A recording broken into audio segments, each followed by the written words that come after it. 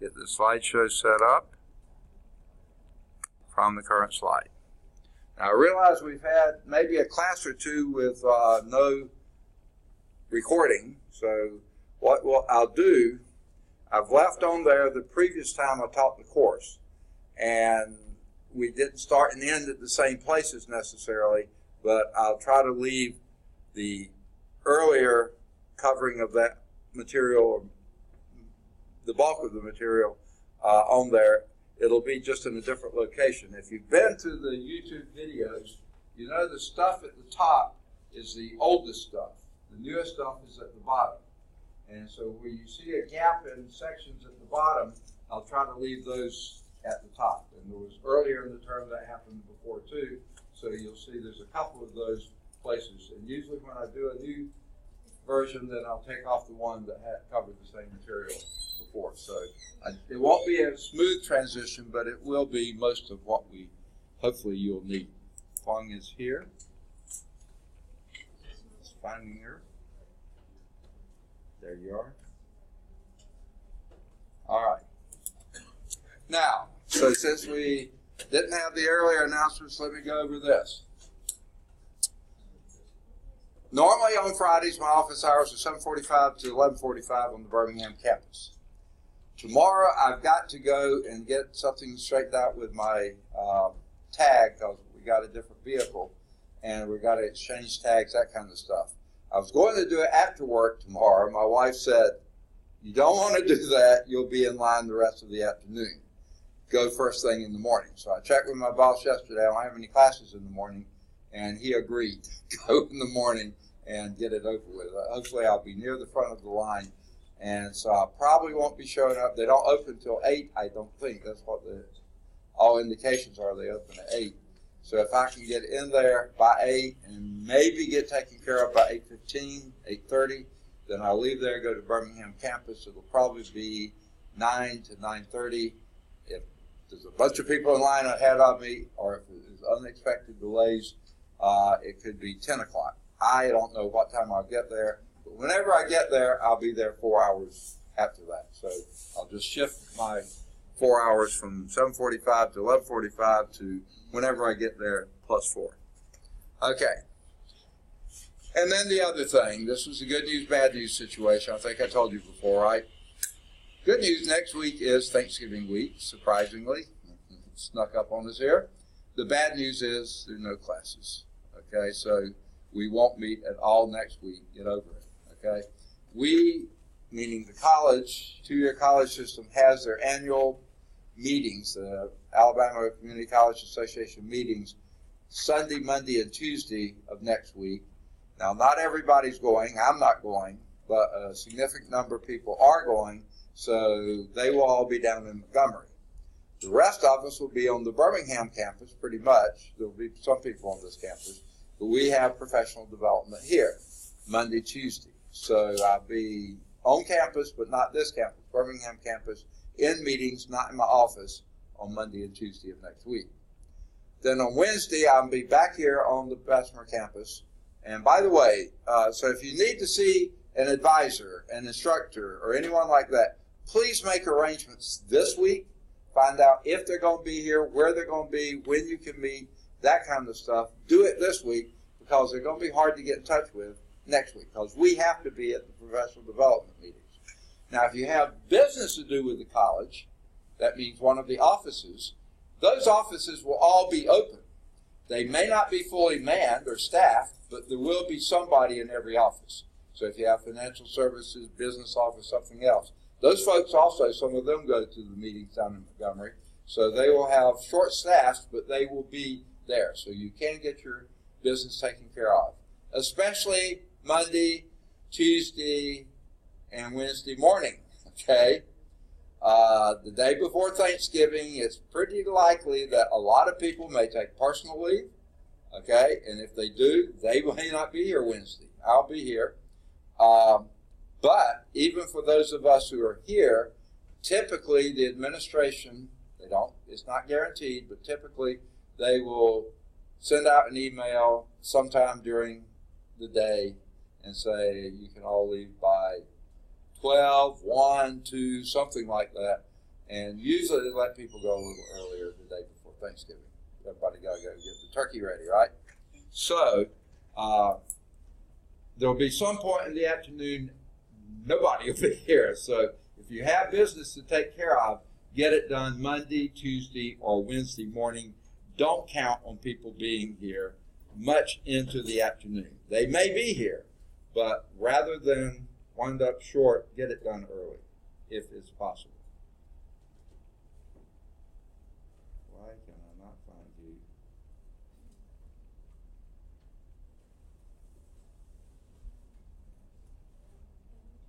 Yeah, no, I'm sorry. Can I find you? Cedria, right? No. Ebony, got it, sorry. Well, there you are, okay. See, I have an Ebony in 2 of my classes, and I keep thinking, no, she's in the other class, okay. Sorry. Okay. So, that's next week. After we come back, Tuesday after we come back, test, all right. Something to look forward to, all right. Another thing to look forward to, getting your papers done, okay. This is my second largest class, and probably has the second fewest number of students who have turned in the paper, okay? Please don't put it off. You don't want to be doing a paper during finals week. Too much else going on. Please get that done early rather than later. So you got a week. Take advantage, okay? All right. Also, if anyone hasn't turned in the first quiz, I have... Okay, one person I think has withdrawn. Yes, okay. There's 2 people who have not withdrawn that have not turned in the first quiz, okay. Need those quizzes in. First test, of course, those 2, plus now 1, 2, 3, 4, several other people have either not taken the test or, as far as I know, not finished the test. All the grades are in Blackboard. If you don't see a grade there, that meant I'm not certain whether you finished the test or not. I didn't want to put a really low grade in if you're going to come back and complete the test. So if you don't see your grade there for the first test, please let me know whether you're going to take the grade you got as is or if you're going to finish the test. Or if you haven't started the test, please get that done. You don't want all this piling up at the end of the term. The second quiz, better than half the class, I think, has turned that in and generally have done quite well on it. So please get those in too. If you get them in today, you can see what you missed before the test on Tuesday. Yes? Okay. Once we come back, that's a good question. We have Thanksgiving next week. The week after that, and 1 more week of class, and then the 3rd week after we come back is finals week. And I think the final in this class is scheduled for Tuesday, 8 o'clock. I believe that's right. Regular class time, except you have an hour and 50 minutes rather than an hour and 15 minutes. So what's that? If you take the final and finish it on Tuesday, no, you don't. Okay? Because on Thursday, see what happens, the odd number classes have their finals. So if you had a 9:30 class on Tuesday, Thursday, right after this one, your final will be at 9 o'clock on Thursday. So yeah, you would be in the different, you could come for an hour if you wanted to, but why would you? You've already finished the course. Oh, and while I'm talking about that, I'm pretty sure student course evaluations have been open, haven't they? Yes. Okay, have you done them yet? Not yet? Please do them. You can wait till later if you want to. Please do not forget to do the student course evaluations. If you want to wait and see what your final grade is, you can do that. But if it's not going to make any difference to you, get it done. Get it done before, because once finals week is over with and you're through, it's really easy to forget to go back and do the student course evaluation. So if you're very well disciplined, you can wait till all that's over with. But if there's a chance you're going to forget it, do it now. You got plenty of opportunity to do so, but you can wait as long as you want to wait, but please do the student course evaluations. I use them when I evaluate my other instructors, because I'm a department chair. I use them for my own personal thing to see what students say about my teaching, things I need to improve, and the rest of the college, in addition to the student course evaluation, you will sometimes be asked to do one or two other evaluations like library, registration, food services, maintenance, anything like that. There's other things out there. Sometimes that's the best and maybe only input those people get of what kind of job they're doing. So it's really important to do the student course evaluation. Do not forget to do so. All right. Any questions? Good question. I'm glad you asked that. Any questions? All right. Sketching the graph of a rational function. Okay? To sketch the graph of a rational function, use the following guidelines. And these are just that, guidelines. But they're really good guidelines. First, what your function is, a rational function, ratio of two what? Polynomials. Okay? The numerator polynomial, the denominator polynomial. Cleverly named n of x and d of x. Okay?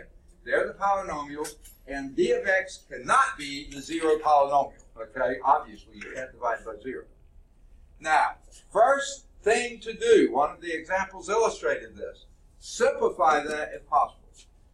In fact, here's what I suggest. Same thing I did for, well, I do another thing. When you have rational expressions, factor everything inside. Factor the numerator, factor the denominator, get everything in fully factored form, see if there are any common factors.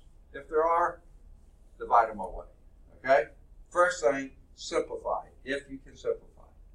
Okay, next thing, and the very easiest thing to plot is the y-intercept. Why? Say x equal to 0. And basically that's going to be the ratio of your constant terms. Okay? The ratio of the constant terms. Now, if you don't have a y-intercept, and you may not, okay, then be sure that it could be the y-intercept, the y-axis could be a vertical asymptote, so you may not have a y-intercept. But if you do, plug in 0 for x, evaluate. The easiest point to find. Okay. Now, the next things you do are completely up to you. The order they give it, find the zeros of the numerator. Okay? In other words, it's a polynomial, hopefully, and you can set it equal to 0. Because if that numerator is 0, guess what the function is? If the numerator is 0, the function's 0. And what does that mean? Any place the numerator is 0, then your function value is 0. So negative x equals negative 7, x equals negative 4, x equals 5. Okay? If those places that the numerator is 0, those are your x-intercepts. Find the zeros of the numerator by solving the equation n of x is equal to 0. Now remember, you factored out anything that was common, so you've gotten rid of those terms. Remember, we did do that on one of the homework examples, okay? But once you've done that, then any place values of x that make that numerator equal 0, those are your x-intercepts, okay? Now remember, x-intercepts are written as a comma 0, b comma 0, c comma 0, because the y value of the x-intercept is always 0, okay? So if you're asked to list them, how do I list them? Also the y-intercept, how do you list that?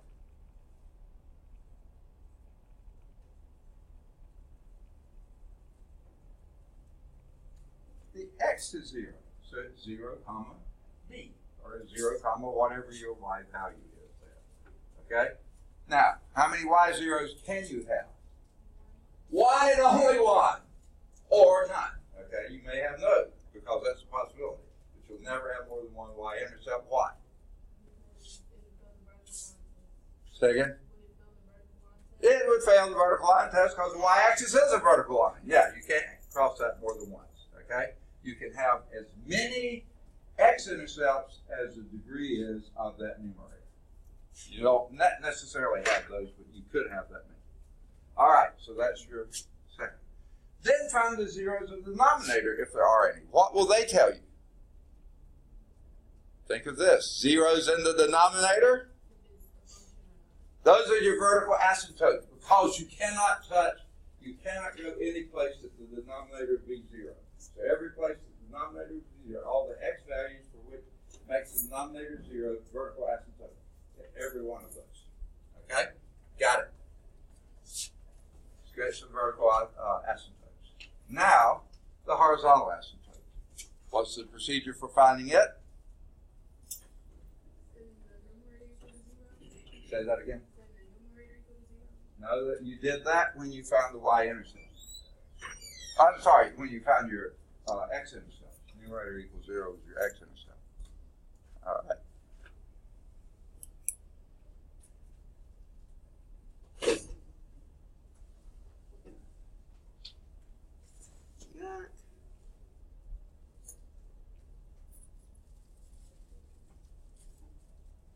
Jalen, right?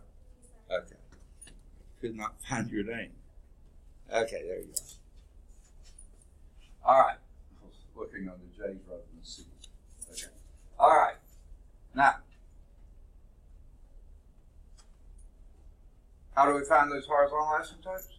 What is horizontal asymptote? Related to the end behavior. End behavior. Because that's where it's going when x's get very large, negative or positive. Okay? So, where do we look for our end behavior? Back when we were doing polynomials, what do we look at for our end behavior? The leading term, exactly. So for a ratio, look at the ratio, a rational function, look at the ratio of the leading terms. That will tell it to you. If that degree of the numerator is greater than the degree of the denominator, do you have any horizontal asymptote? No, because that's acting like a polynomial. It's going to infinity, one place or another. If the degree of the numerator is equal to the degree of the denominator, then that's going to be a ratio of your coefficients, a number. That will be your horizontal asymptote. By the way, horizontal asymptotes are what? Y equal that number, not x. X equal the number, that's going to be your vertical asymptotes. Y equal a number, that's going to be your horizontal asymptotes. Okay? How many horizontal asymptotes can you have? No more than one. Okay? You may not have any, but you can have more. How many vertical asymptotes can you have? As many as you have zeros in the denominator. Okay? So, we look at the ratio of leading terms. Let's say the degree of the denominator is greater than the degree of the numerator. What's that horizontal asymptote then? The degree of the denominator is greater than the degree of the numerator, then the ratio of the leading terms is going to be some number, the coefficient here, over something with an x in it. And as x goes very large, what does that ratio go to? No, as x goes to infinity, 1 over x goes to 0. Right? So then the horizontal asymptote is y is equal to 0. Okay? So find and sketch the horizontal asymptote. If you have one, you can only have one by using the rule for finding those horizontal asymptotes of rational function, ratio of the leading terms. Okay. Plot at least one point between and 1 point beyond each x-intercept and vertical asymptote. Okay? So on the x-axis, that's where you're focusing now. You may have an intercept here, you may have an asymptote there, you may have another intercept, another asymptote, another asymptote, another intercept. They say between every two and outside. Have it make sense for you, okay? If you know where the vertical asymptotes are, plot them. And the horizontal asymptote, plot it, okay? Now, there's going to be some region in here then between infinity and that first interruption you found. That could be an x-intercept, it could be an asymptote, okay? Whatever that is, if you don't have a point here, pick a point. Evaluate the function, and whatever value it has, it's either going to be above the horizontal asymptote or below the horizontal asymptote, right? When you're out here. Once you know where it is, you know the function is going to go between those two things, or up here. Okay. If that was the first point you reach is the 0 of an intercept, x-intercept, and then your next vertical asymptote, the next thing you get is a vertical asymptote, then you know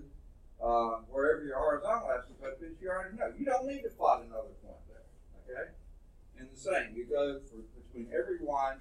They say plot a point between every x outside and between every x-intercept or vertical asymptote.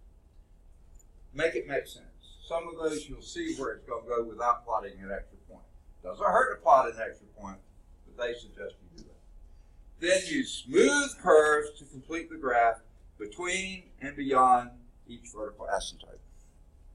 Okay? So, the concept of test intervals can be extended to graphing rational functions. That's why if you pick the points outside that, those are your test intervals. To do this, use the fact that a rational function can change signs only at its zeros and its undefined values. Those are the x values for which the denominator is 0, or the undefined values, your vertical asymptotes, and your zeros. That's the only place it can change sign. In other words, if you got a vertical asymptote here, it could pick up and go from here. So it did change signs across there, but it was never 0. If you had a 0 here, it could change signs there or not. That's why you need to pick points in between. Okay, but that's the only place it can change sign. Because in between the vertical asymptotes, you got smooth continuous functions. Because these are polynomials. Okay. Between two consecutive zeros of the numerator and denominator, a rational function must be entirely positive or entirely negative. Otherwise, it would cross and have another 0 there. So if there are consecutive zeros, you know it's going to stay either above or below between them. Unless you hit another vertical asymptote. Then all bets are off.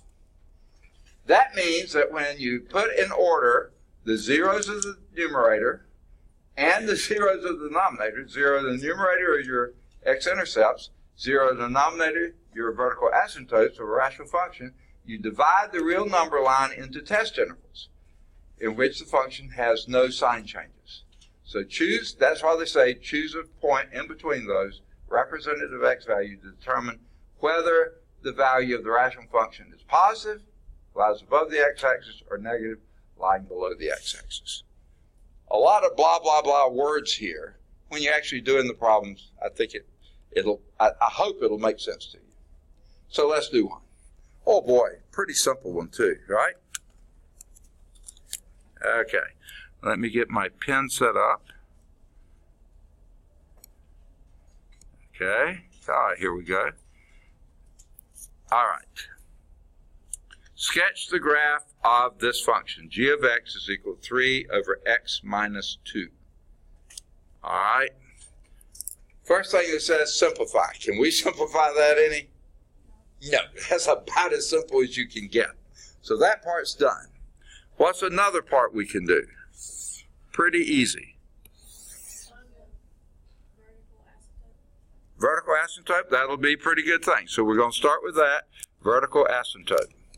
What will that be? 2. Say again? 2. X equal 2. I always say x equal 2. There's your vertical asymptote. 1, 2. Buckle my shoe.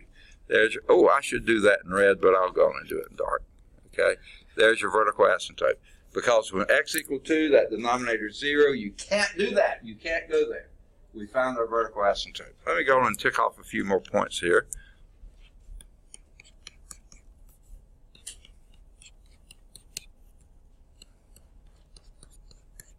Okay, so we've taken care of vertical asymptote. One thing. Excellent. What you want to try next? Horizontal asymptote. Okay, that'll be HA. Okay, and you see, you don't have to follow the order they do, obviously. Okay, so how do you get the horizontal asymptote? 3. Say again? Is it 3? No, horizontal asymptote is the ratio of the leading terms. 3 over x. Horizontal asymptote is in behavior, so if you let x go to very large numbers, either positive or negative, then 3 over x is going toward what? 0. Because 3 over a huge number is going closer and closer to 0. So that will be, horizontal asymptote will be 0. I am going to change color for this one because you can't see it. Well, yuck. This thing is real jittery for some reason. What color you want the horizontal asymptote? Red. Red, okay. I should have done the vertical in red too. So here's your horizontal asymptote. It's the x-axis. Y equals 0, okay? I'll go on and put that in red too. Y equals 0. Horizontal asymptote, it's ratio of the leading terms, ratio of the leading terms, this one right here, okay? And it's y equal. All right, next. Y-intercept, okay? I thought that might be the first, but it's fine. Y-intercept, you can do them any order you want to. What will that be? What's true about a y-intercept? X equals 0. So if x is equal to 0, what is your y-intercept? -2. Say again? -2. No. -3/2. Okay, it's the whole function here. Y, which is your function, g of x, y is equal to -3/2. So your y-intercept, remember we write that as an ordered pair, x equals 0, y equal -3/2. Well, where is -3/2? It's right here. So there's your y-intercept, right there. -3/2. I didn't do my spacing too well, did I? All right, what's left? You got vertical asymptote, horizontal asymptote. Y-intercept? Second? Yes, your zeros, which are also your x-intercepts. And where is this? In other words, x-intercept is where y is equal to 0. When and what determines that g of x equals 0 if it's ever equal to 0? No, not denominator. That's your vertical asymptote. The numerator. Is 3 ever equal to 0? Never. No horizontal asymptotes. No x-intercepts. None. Because the place where your y is equal to 0 is where your numerator is equal to 0. 3 cannot equal 0. What's more, that's a horizontal asymptote. Now, you could have had a 0 in here, but you know it's going that. But no, you don't even have the 0 in the middle anywhere there. So there's no x-intercept.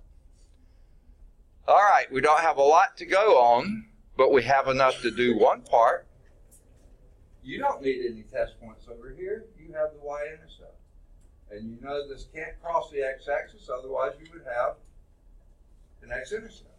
It can't touch the y-axis, because, the y-intercept, vertical asymptote, because that's where x equals 0. So guess what?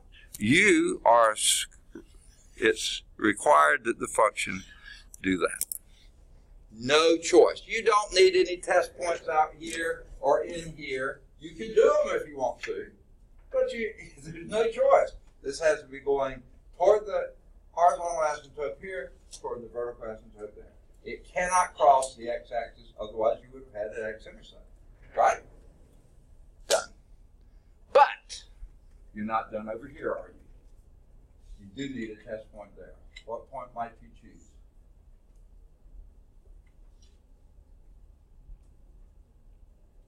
Anybody? Huh? Okay. Did you say 1? That would give you a point here. That would give you this value. Say again? 3, 1. Oh, you can go and choose the point 3. She's already figured out what it is. Let's see if that's right. When do g of 3, that would be 3 over 3 minus 2. And what would that be? God, quit doing that. That would be 3 over 1, which is 3. So when x equals 3, y is also equal 3. There's your test point right there. So you know where the function's going there, don't you? As it gets less, it's going to the vertical asymptote. As it gets greater, it's going to the horizontal asymptote. There it is. See? Okay? Because remember, horizontal asymptote is in behavior. That's where it's going this way or that way when the x gets very large, positive or negative. Vertical asymptote, you can't ever go there, okay? And you can't be approaching here because that would give you an x-intercept. You don't have an x-intercept, so it has to be going up. This one has to be going down. Done. See how it works? All right, let's see how they did it. That's my chicken scratch. Let's see what theirs looks like. Probably not as pretty as mine, but let's see. Okay? The y-intercept, it's the easy thing to do. Well, first thing, you check to see if it's reducible. It's not. Simplest form. Then you do y-intercept, just plug in x equals 0. You get y is equal to -3/2. Okay? So you got a point right there. Next, they said x-intercept. You didn't have to do this. The x-intercept is where y is equal to 0. In other words, g of x equals 0. Only where g of x would be 0 is if the numerator is 0. Well, 3 can't be 0. So there are no x-intercepts. Okay? Then we go to vertical asymptote. That's where your denominator would equal 0. But, of course, it can't equal 0, so x cannot equal 2. I don't like to say x equal 2. I like to say x not equal to, because that would give you 0 in the denominator. So that's your vertical asymptote at x equal 2, or I like to say where x is not equal to. That's why it's a dotted line there. It cannot ever touch that. Okay, and the horizontal asymptote is the ratio of the leading terms. 3 over x, as x is very large, because horizontal asymptote is in behavior, x is very large, 3 over x is going to 0. They say because the degree of the numerator is less than the degree of the denominator. Yeah, but if you just do the leading term, the ratio of the leading terms, you'll always see it. You don't have to worry about those little rules. Okay? But you can do them if you want to. Okay? So there we have all the information we've got so far. Okay? Now additional points. Again, they didn't have to do this, but they did. It would be helpful to have the graph now. They didn't show it. But you had the vertical asymptote at x equal 2. So they said pick something to the left of 2. Why they chose -4, I don't know. If I were going to choose something, I'd do 1. It would be easier, but they did -4. Well, g of -4, if you go back and plug that in, you'll find out it's negative. So it's -4, -0.5. I've already erased mine. We can't go back and see. So that would have been the value there. Now, we didn't need that because we already had the y-intercept in that region. So you really didn't need that first one. This one you did need. And we chose x equal 3 also. When you plug that in, you got 3, positive 3, 3. So now you know which way to go with the graph there. Okay? So you see this point here. Okay. Yeah, 2, 4. I was going to say they didn't even choose the right point, but they did. -4 is -1/2. We didn't need that one. We knew that 0, -3/2 was there, so you had no choice but to do that. So this point doesn't hurt a thing to do it, but it's not necessary. This one you did need. You needed to do something over here. They chose 3 like we did, 3, 3, so that puts you up in that point. Done. Make sense? That's almost as pretty as my graph, right? You better say, never mind. Okay. Okay. Domain, I didn't know they asked for that. Find all vertical and horizontal asymptotes of each function. That's all they said. Wait. They skipped example 2, didn't they? No, I'm sorry. I didn't turn the page. Sorry about that. Here's example 3. Sketch the graph. Oh, I didn't read the problem. And state the domain. What is the domain of this function? All the acceptable x values. What are they? Everywhere from -infinity to 2, but not counting 2. So right there, there's the left side of your domain. And then on the other side, from 2 to positive infinity, not counting 2. And by the way, we never put a bracket outside of infinity anyway, so it's parentheses -infinity to parentheses 2 infinity parentheses. That's your domain. Every value except x equal 2, because x can't equal 2. All right. So all real numbers except x equal 2. Lots of ways you can state that. You can put the union of these two. You can put set of all real numbers such that x is not equal to 2. I like that a little better than having to write out all real numbers except x equal 2. It's a lot shorter. Okay. All those say the same thing. Any questions? All right. They're jumping, they're skipping example 4, example 5, and example 6. So we're going to do those. Let's go back and do example 4 here. Okay? All right. Sketch the graph of the rational function f of x is equal to 2x minus 1 over x.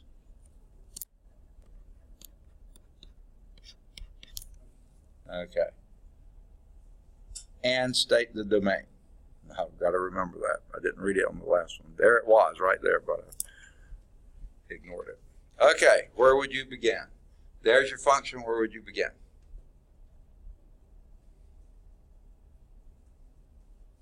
First question, can you simplify that any? Not really, okay? So, once that's done, where do you want to begin? And any one of the 4 places you can start. I don't care much. Where do you want to begin? You choose. Vertical asymptote. Let's start there. VA. Veterans Administration, okay? What determines your vertical asymptote? The numerator, the denominator cannot equal 0. And when you say that, you write that down. The denominator is x. X cannot equal 0. I think we just got it right there, right? X cannot equal 0. Okay. There is your vertical asymptote. So let me erase that just because I need the room to graph. Okay. And let's start my graph going here. All right. X cannot equal 0. I'm going to do my vertical asymptote in red. There it is. X cannot equal 0. You cannot touch the x-axis. You can't get close to the x-axis, right? No, not it. Don't do it. Okay? So there's your vertical asymptote, and that's what it tells you. Now, that also tells you something else. If you think about it hard, not too hard, but think about it. You think you have a y-intercept?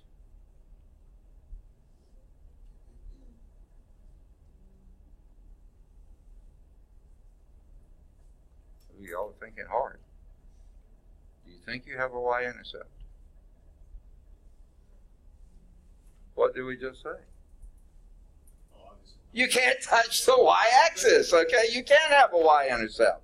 Absolutely, obviously not. The other way, y-intercept is where x is equal to 0. You just said x can't equal 0. Okay, so y-intercept, whoops. Let me go back to dark. Okay, y-intercept, none. Okay, what do you want to do next? Up to you. What do you want to do next? You got 2 out of 4 done. What's the other 2? Pick one, either one. Horizontal asymptote, okay? Now, what is horizontal asymptote? What is it talking about? Ratio of the leading coefficients, or leading terms. Here are your 2 leading terms. What's that ratio? 2 over 1. So that's y equal 2. So let's tick off some points there. 1, 2, 3, 4, 5, 6, 7, 8. Negative 1, 2, 3, 4, 5.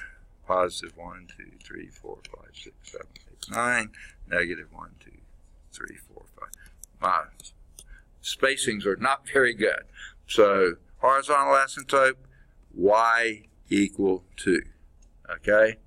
So here we go, folks. You want that in red too, or what color? Horizontal asymptote.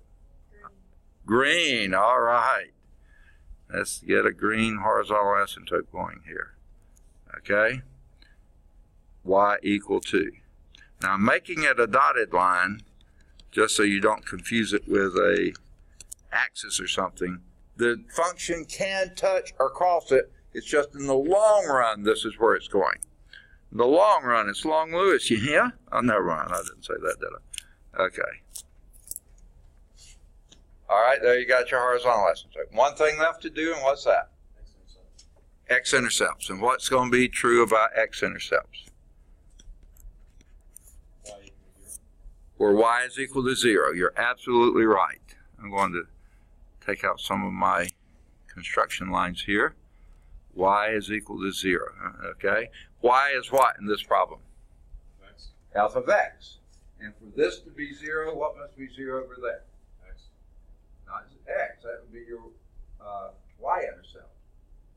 It's the numerator. Exactly, the top. If that's equal to 0, so set that equal to 0. 2x minus 1 equals 0. That's going to give you your x-intercepts. Solve for x, and what do you get? Solve for x. How do you do it? You do minus 1, plus 1. Add 1 to both sides, And then divide by 2. then divide by 2. So that gives you 2x equal 1. Divide by 2, and you get x equal 1/2. Very good. X equal 1/2 is right there. There is your one and only x-intercept. Okay? Now, do you think you can draw the graph anywhere here?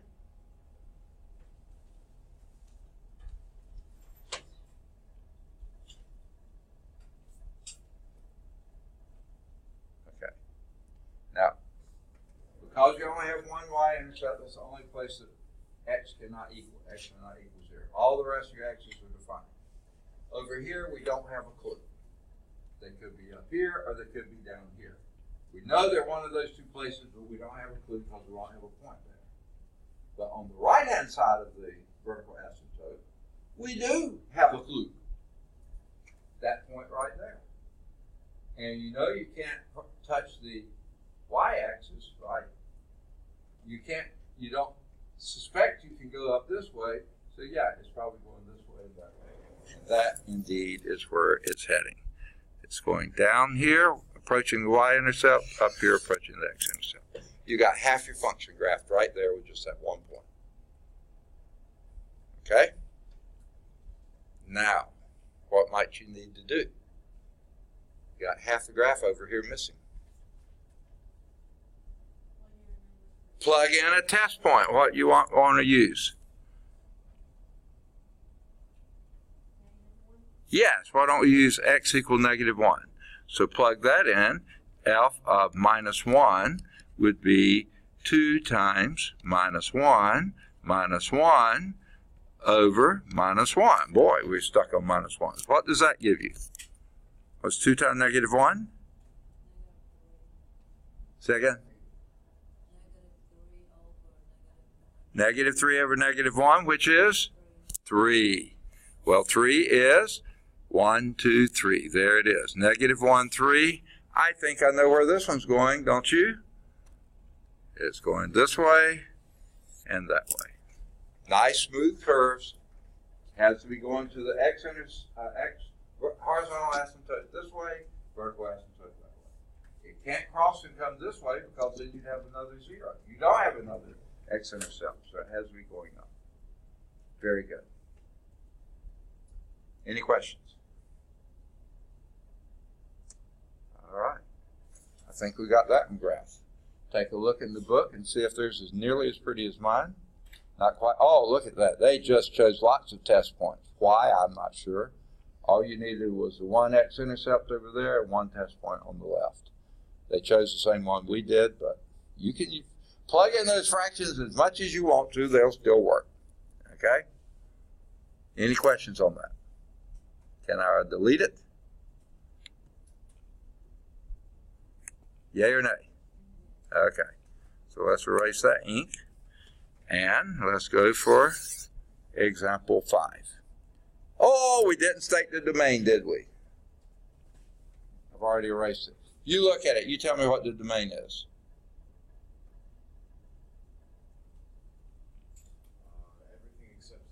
Yes, everything, all values of x except x cannot equal 0. You're absolutely right. Perfect. Okay, now let's do example 5.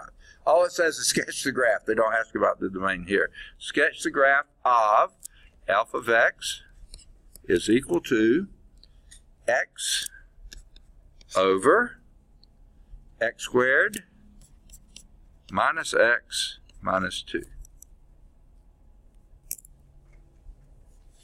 What would be your first step in this one?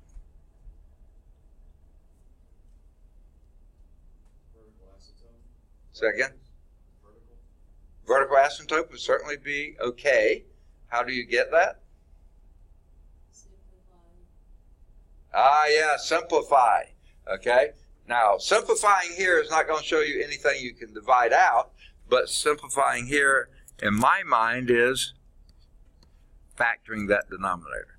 My little rule, factor everything in sight. Okay. They didn't say that, but I say that. Does this factor? X times x, sign of the last term is negative, so that means you do negative and positive. And then what two values might you use there? Two numbers that multiply to be 2, but their difference, because they're different signs, is 1. Negative 2, positive 1. You can check it and see. Not hard to do. X times x is x squared. X times 1 is x, minus 2x is minus x, minus 2. Yes, yes, yes. Okay. Now I think we're in better shape to do our vertical asymptote. You suggested it. What can you tell me about vertical asymptote? Vertical asymptotes is where x cannot be. What limits what your x can be? Okay. Your denominator cannot be 0, and if x was 2, your denominator would be 0. If x was negative 1, your denominator would be 0. So we say x cannot equal 2 or cannot equal negative 1. Perfect. So let's start our graph here. Okay, and tick off a few points. 1, 2, 3, 4, 5, 6, 7, 8. Negative 1, 2, 3, 4, 5, 6, 7, 8. Positive 1, 2, 3, 4, 5, 6. Negative 1, 2, 3, 4. Okay. All right, x cannot equal 2. I'm going to do this in red if that's okay. All right, x cannot equal 2. Don't touch that. Don't even get close to it. Okay, well, you can get close to it. X cannot equal negative 1. Plot that one in here. Okay. All right. Those are done. Vertical asymptote is done. What you want to do next?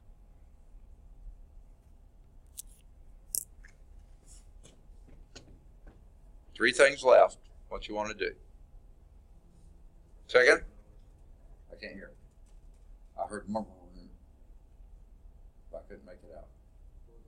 Horizontal asymptote. Why not? Okay. What's going to be true about the horizontal asymptote? What's that measuring? Indicating end behavior.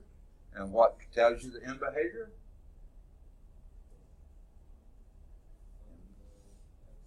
Again? Okay, I hear something, but I can't make it out. Sorry.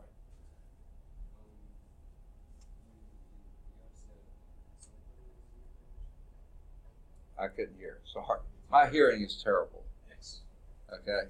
Let me get closer. Okay. What did you say?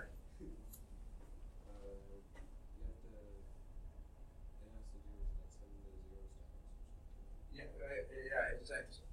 Letting X go to very, very, very large numbers. I think you're answering the question before you get there. The horizontal asymptotes, anything, in behavior, always deals with leading terms. Remember, it was leading terms on polynomials. Leading terms here is the ratio of your leading terms. So that's where we look. Ratio of the leading terms. And what's that ratio? 1 over x. And when x gets very big, where's that heading? 0. I think that's what you were saying, but I couldn't hear. So your horizontal asymptote, you want that green again or something else? Purple. Purple. Okay. purple horizontal asymptote is 0. Y equals 0. There's your horizontal asymptote. Okay. Oops, wrong thing. Okay, horizontal asymptote, y equals 0. Got it. Okay. You got your two asymptotes. What are we missing? Y-intercept. Let's do that. How do you do that? It's fairly easy. Say x equals 0. And with x equals 0, what do you notice? Okay. X equals 0. 0! Because 0 in the numerator doesn't matter what's in the denominator, it's going to be 0. So your y-intercept is at x equal 0. Okay? X equals 0, y is equal 0. Y-intercept is always for x equals 0. When x equals 0, your y, because x is in the numerator by itself, that's equal to 0. So there we have. Now, notice here, you can be on the horizontal asymptote. You just can't ever touch a vertical asymptote. So it's perfectly fine for that to do that. Okay? What are we missing then? Okay, I didn't write it down, did I? That was y-intercept is 0, 0. And there's only one of them, remember? And guess what? That's also a and x-intercept, obviously, right? Which is interesting. Okay? And how do we get our x-intercepts? That's where y is equal to 0. Y is equal to 0 is where the numerator is equal to 0, which of course is x equals 0. That is our only intercept, but x and y intercept, that's it. So your x-intercept is also 0, 0. Okay? Now you may have had an extra one. In this case, no, you don't. Okay? We're not getting close. Oh, man! Okay. So are we ready to graph? Not quite. What's that? Oh, we need some test points. You tell me what we can use as test points. Okay, 1 looks like a good one. X equal 1. Say again. Negative 0.5. I think you got to get 1 there. Any others? You don't know anything out here. Better have a negative 2 in there or something like that, right? And on the other side? A 3. Boy, you got 4 test points here. No way around these. So let's do, which one you want to do first? F of 1. Let's do f of 1. What would that be? 1 over 1 minus 1 minus 2. 1 minus 1 is 0. So that looks like a negative 1/2, doesn't it? So x equal 1, negative 1/2. Somewhere right about there. There's a test point. Okay? What you want to do next? 2? No, don't do 2. Huh? I can't hear. 3. Okay, f of 3. Okay? That would be 3 over 9 minus 3 minus 2. Be 3 over, say again? 3/4. Okay, x equal 3. You're positive 3/4. You're up here. Hey, I know part of the graph right now. It's going this way and it's going that way. Got it. That gave me that. Can't do anything in the middle yet until we know that on the other side of 0. So what do you want to do next?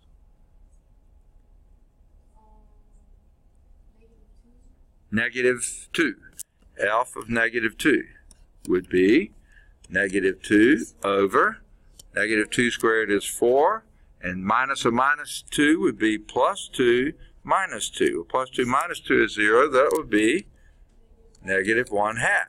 So that's down here. Okay, right there. So I know where this one's heading. It's going to the horizontal asymptote that way, vertical asymptote. That's not very pretty drawing. So we got to have one more. You've been putting off the fractions as long as you can, but you got to do it. F of negative 1/2. And what will that be? negative 1/2 in the numerator over 1/4 in the denominator. Negative 1/2 squared is 1/4 plus 1/4, right? No, 1/2, sorry about that. Plus 1/2 minus 2. All right. Now, really, I'm not really all that interested in what the value is. I'm more interested in the sign. We know our numerator is negative. Let's look at our denominator. These two are positive fractions, but they add up to be 3/4. That's a -2, so it's -1 1/4. So guess what? Negative over negative is positive. You're somewhere up there. Okay? So that tells me all I need to know. I'm like this and like this, something like that. I don't know if I got the bin right or anything else. Somewhere there. If I had actually figured out what that is, I'd have the exact point there. But it's okay. It's just somewhere in there. That lets me know. And if you look in the book, you see their picture isn't quite as pretty as mine, but it's awfully close. Okay? See how it works? Okay. Yuck. We didn't do example 6. Think we need to do that on Tuesday? And have the test on Thursday? I was afraid you'd say that. All right, so the test will not be Tuesday after Thanksgiving. It'll be the Thursday after Thanksgiving. Y'all strung this out as far as you could, didn't you? Okay? All right. So, on Tuesday when we get back, we'll do example 6. That's all we got left to do. We're not going to do slant asymptotes. Homework exercises here will be either 5 or 7. Both of those are on calccheck.com. 7's on calcview.com. Any of the odds 9 to 15. 15's on calcview. Any of the odds 17 to 37. 27's on calcview. Any of the odds either 39 or 41. Okay? In fact, I would do all 4 of those, but those two have the answers in the back. Either 43 or 45. Or both. Any of the odds 47 to 59. 49's on CalcView. Any of the odds 61, either 61 or 63. Either 65 or 67. We'll hold, well, wait. Sorry. If any of these are slant asymptotes, don't do those, okay? I'm sorry. And some of these probably are. Like 67 I know is, so forget about 67. All right, good deal. We'll pick up the rest of those next time. And then we'll start chapter 3. We'll finish chapter 2.6, then we'll start chapter 3, and then on Thursday we'll have the test. So eat plenty of turkey. Enjoy. Get your papers done. Okay, good deal. So, can I do this, Tuesday? Oh, absolutely. Yeah. It's just these last 4 problems. Okay. You were ready to turn yours in, right? Yes. Okay. Say if you want to. All right. You do have a good break. Yeah, Thanksgiving break. Yeah. Good deal. Thank you. Okay, Colby didn't show. Walter didn't show. Oh, let me go and shut this down.